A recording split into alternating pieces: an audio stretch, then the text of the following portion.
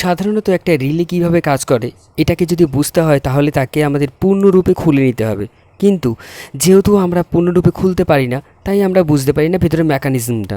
তো এইখানটায় আমি একটা রিলে ওপেন করে নিয়েছি তার ভিতরে মেকানিজমটাকে দেখানোর জন্য।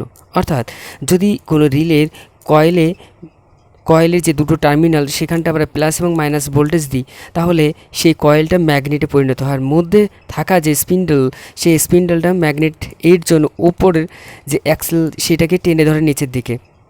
তারপর কি করে, ও পাশে থাকা যে দুটো আলাদা আলাদা টার্মিনাল থাকে, কখনো 1 নম্বর টার্মিনালের সঙ্গে বা কখনো 2 নম্বর টার্মিনালের সঙ্গে যুক্ত হয়। তারপর লাইন কাট অফ করে, যেটাকে আমরা বলছি NO আর NC।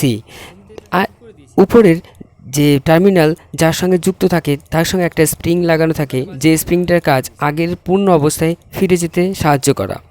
এইভাবে একটা রিলে কাজ করে।